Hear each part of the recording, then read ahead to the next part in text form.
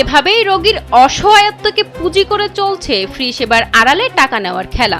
একটা হুইলচেয়ার, একটা ট্রলি, যা হবার কথা ছিল সম্পূর্ণ বিনামূল্যে, কিন্তু সেটি এখন হয়ে উঠেছে রোগীর উপর নতুন বোঝা। দেশের সরকারি হাসপাতালগুলোকে কেন্দ্র করে উঠেছে গুরুতর অভিযোগ। ফ্রি সেবার নাম করে রোগীদের কাছ থেকে হুইলচেয়ার, ট্রলির জন্য নেওয়া হচ্ছে টাকা।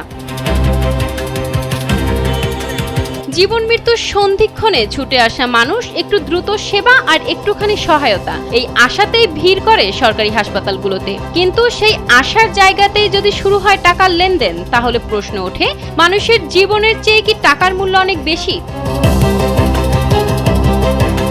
সরকারি নিয়মে স্পষ্টভাবে বলা আছে, সরকারি হাসপাতালগুলোতে হুইলচেয়ার ও ট্রলি সেবা সম্পূর্ণ ফ্রি।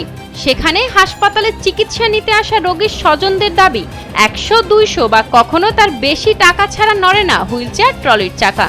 এখানে পেশেন্ট নিয়ে আসলে পরে এখানে কিছু মহিলারা দৌড়ায় যায় পেশেন্টে হুইলচেয়ারে ওঠা, পরে আমরা বেডে নিয়ে আসলে পরে 300 টাকা দাও, 400 টাকা দাও।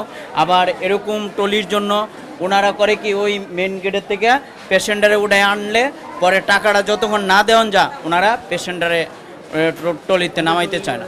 হৃদরোগ ইনস্টিটিউট ওইখানেও হুইল চেয়ারে করে নিছিল, ওইখানে 1000 টাকা নিছিল। টাকা না দিলে তারা হুইল চেয়ার বা টলিতে নিতে চায় না। হুইল চেয়ার আর টলির জন্য এখানে 200-300 টাকা করে ওনারা নিতেছে। মানে এগুলা তো আসলে সরকারি হসপিটালে ফ্রি হওয়ার কথা, কিন্তু এরা এগুলার থেকেও মানে টাকা নিতেছে। কর্তৃপক্ষের কোনো তৎপরতা নেই এখানে।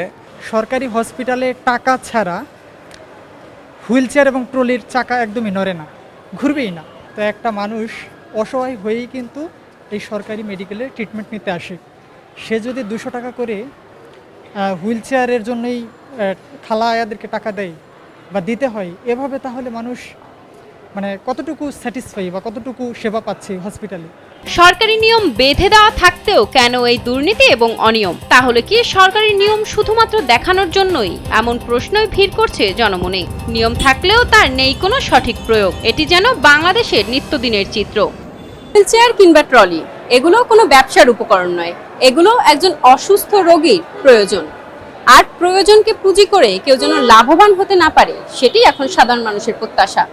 পাপড়ি হালদার, কালবেলা, ঢাকা।